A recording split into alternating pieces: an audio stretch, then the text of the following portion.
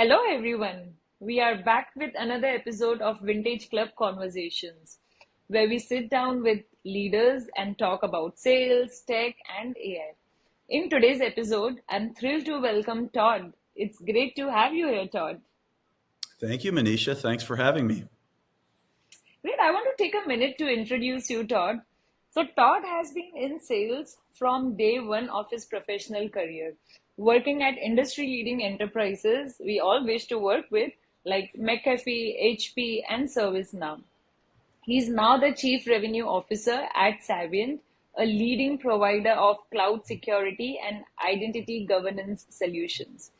He's highly experienced at developing and implementing sales and revenue strategies with career totals crossing $1 billion dollars with a B.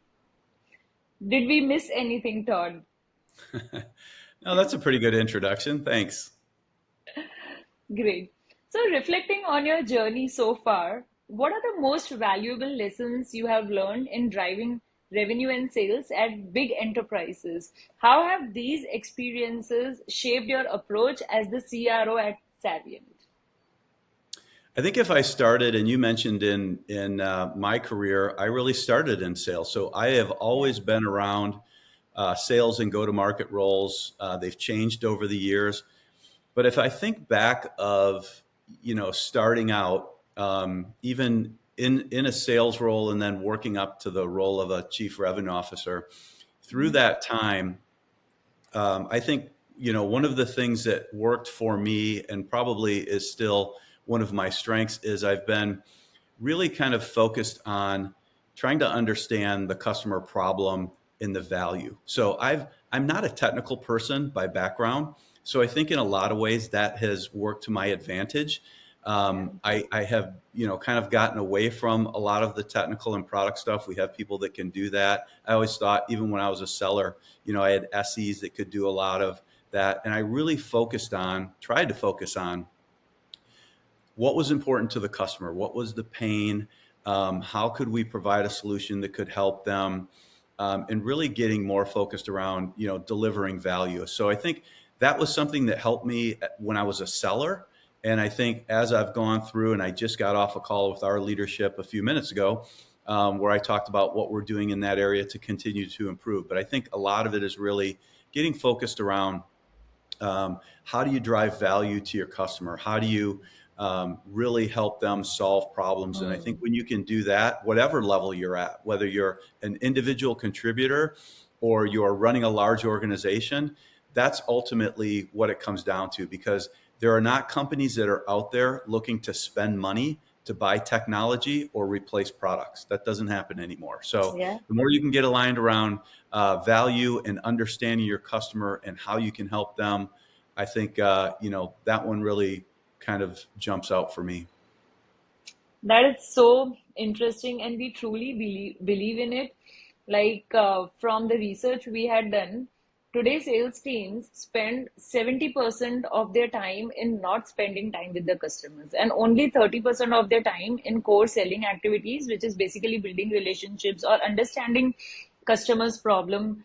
So we really, believe in that 30% is really less, and they need to spend less time in administrative tasks and spend more time with the customer so that they can, provide solutions and not just sell features. Yes. Great. So with a career total of over 1 billion in revenue generation, what are the key elements of your strategic approach to sales that have consistently contributed to this growth? Can you share specific strategies or, frameworks you consider critical to success? Yeah, I think as you kind of grow in, your career and you get into different roles, that experience is something that you need to continue to build on. And you end up, you really have to build out what is your playbook, right? And you can't take your playbook from somebody else and try to do theirs. I think it's just going through that experience to understand what you think works for you and then how you put something in place that can be repeatable. And Yeah. that is really kind of what I've done through my career. I've been very fortunate to work for great companies and have great leaders. So I've been able to see what great really looks like. And so it's taking bits and pieces from those things, and putting that together into, a plan, a playbook that you can use to really develop, and drive value from. But really, for me, it comes down to a few key things. If I'm coming into a new role, it would be pretty standard. I would have a playbook that I'd go off of. But to me, a lot of it really comes from a few key anchor points, which is, number one is people in every Yeah. business, is that, you just cannot go without having great people. And so Yeah. I'm pretty maniacal on our talent and making sure that we have got the very best talent that we can have, and that we're putting them in the right position. So, I think talent is a huge differentiator when you look at the difference between great companies and good companies. So, Yeah. talent in your people is number one for me.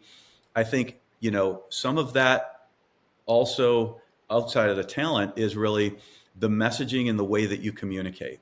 As you go into roles where the role gets bigger and you have more people and they're in more geographies, it gets more difficult to be able to get that message out consistently that you want and you need into large groups of people that are geographically dispersed, right? So, how do you put together a communication plan, a messaging plan that you can scale? That to me is Yeah. really important. And I think that's what really goes to show. And I see it a lot where, you'll have leaders that are in one role and might struggle to go to the next role. Yeah. It's about building in that scale, and messaging is a huge part of scale. Your communication, that you're having with your team, so that they understand what's important to the company, what's their role, what's our focus, how are we being measured and how are we being held accountable. That's really important. I think that really helps you get, people interacting, people buying into why you're doing things. So, I would say talent, I would say the communication and messaging is a huge one.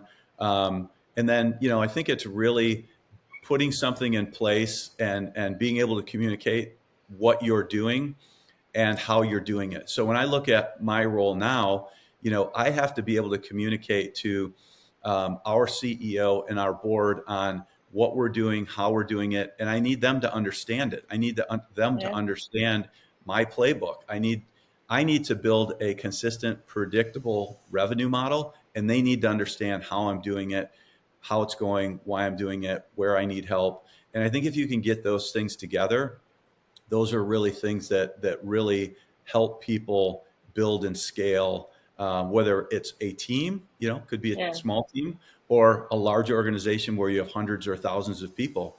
What you find at different levels of the organization is that it doesn't matter if you're small or you're a large company. Yeah. Every person that you make an investment in, that's a choice. You can Yeah. either pick one person or the other, and the difference one person can make can be really impactful. So I think sometimes as companies get bigger, they lose sight sometimes of how important every single decision, every single person is.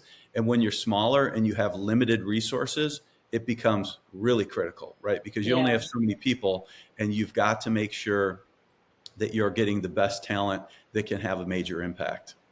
Yeah, totally. Double clicking on playbook a little bit, right?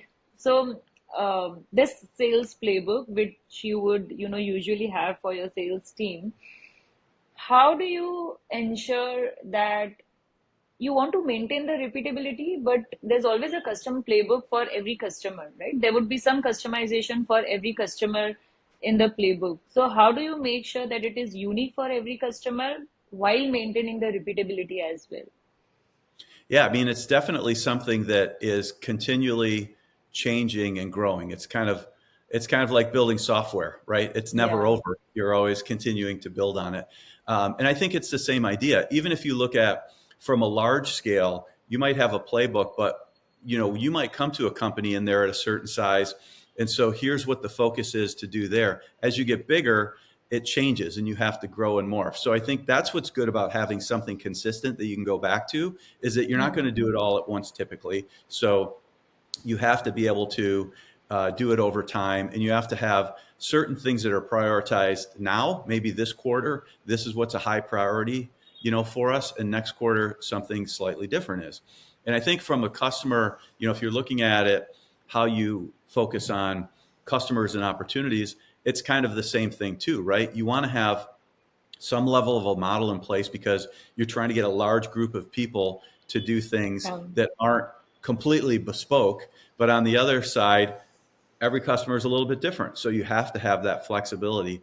And we're going through a lot of that right now where we're building out more process on, like a deal desk and our quoting and our approvals and all of those things. So you want to take maybe the 80 or 90% and get that yeah, to, his standard. Here's what standard is.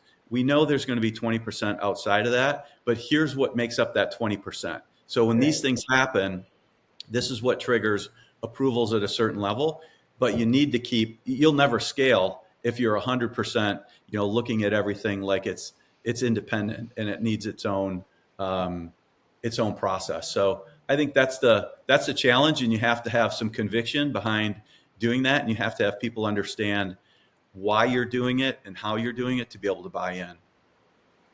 Interesting. Switching gears to AI a little bit, right? As AI becomes increasingly integrated into sales strategies, what are your thoughts on balancing innovation with trust and security, particularly in the context of Saviynt, right? Because the focus is on cloud security and identity governance. Yeah, that is a big topic. And I think for me, thinking about AI, it's twofold. It's, one, what we're building into the product, so that we can build AI into our product, because I don't think anyone's going to be able to compete without AI. And then the other one is, as a company, what we're doing and how we use AI to also get better as a company. So, whether you're trying to reduce resources or whatever it is, AI has a huge play in doing that. So I think on your question, it's more around how we build into the product and make sure that what we're building in, because you have to take the advantages of AI, but you Yeah. also have to make sure that you are secure and, the privacy doesn't, falter from that. And I think that's going to be a challenge just as the industry continues to adopt AI, is everybody is going to want and need to put AI in. It opens up more complexity. And so the level of security and attention around that to make sure that your customers are safe, their data, their privacy is Yeah. safe, is hugely important. So it's something that I don't have a silver bullet for, but I think across the industry, it's going to be a big challenge because everybody needs to move to AI, but we need to make sure the level of security, privacy, all of those things are still met. Yeah, yeah. And the kind of growth in terms of technology itself is happening in AI is crazy, right? I mean, anyways, it's a transformational technology, but even after that, like week on week, month on month, for different versions, there's so much growth happening that it is very important to really have a team who is just focusing on security and privacy aspect of AI. Yeah, and I think the change and disruption in AI is going to be so exponential. If you think of what cloud did, think how cloud Yeah. changed markets and businesses. And I think AI will be exponentially larger than that, where you could just take any business today, the way people are doing things, and you could build an AI business around that that's probably going to be able to, you know, disrupt and change companies and markets very quickly. So I think it's going to be an interesting few years to see, how that progresses. Yeah, I think there was internet, then there was mobile, there was cloud, and now it's AI. Yeah. Great. So, on a personal note, what are some of your hobbies and interests outside of work?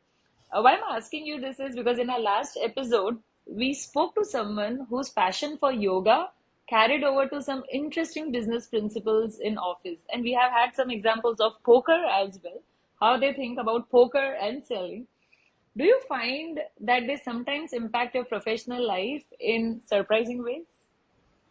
Yeah, I do. I think there's people that call it work-life balance. I don't really think there's balance. I think it's an integration of Yeah. work and my personal life. So I like that. I enjoy it. My kids are older now, so they're out of the house. I had lots of years with kids in the house, and that took a lot of my personal time, and it was different. I enjoyed it. Now it's a little bit, my personal time's a little bit different. I'm very active. So I really believe that for me to have the level of energy that I need to be really great at my job, my Hmm. body and my mind need to be in that state. So I'm an ex-athlete. I have kind of an athlete's mentality. So, being prepared and training. And so I'm very active. I do a lot. I do yoga, which I think helps my Ah, body and mind nice. twice a week. I do meditation, but I'm into hiking. I'm a big golfer. And I like to be active because I do feel the more active that I am and the more fit I am, I think I'm just clearer. I think I can think more clearly. I have more energy. I don't get, distracted. I don't, kind of have these shifts in my mood. And so Yeah, I really look at trying to integrate my work, my physical side, and then really my mental side, which is I never used to do it, but I do meditation, I take breaks, I shut down my mind, and I think it really helps. And I find those spots where I can do it. But a lot of that to me is it's helping me perform better in my work life. wow, this is interesting. How do you impart this in your hires, especially young hires, about work-life integration? I have two young hires in my family. So I have two kids that are in their 20s and they're in their first job. So I went from having a lot different discussions with them as their dad to now there's a lot of career advice that they're talking about because they're going through it for the first Yeah, time. And they yeah, they don't know that, right? It's a lot of highs and lows on how they're feeling. And that's what I'm trying to kind of help them with is you've got to try to find that balance where you can work it together. And so that's one thing, I would really kind of tell people I'm a very disciplined person. So I like routine and that works for me. It might not work for yeah. everybody, but I think finding a routine, doing things consistently, taking care of your body and your mind, those go into being able to perform better as a professional. So that would be my approach to it. Yeah, I think discipline and consistency are underrated. Like, I love the book Atomic Habits, and Yeah. even if you get 1% better every single day, you will be like 100x better at the end of the year. I think that is something every person should read. Yes, I agree. Great. Thank you, Todd, for taking the time to be a part of this series.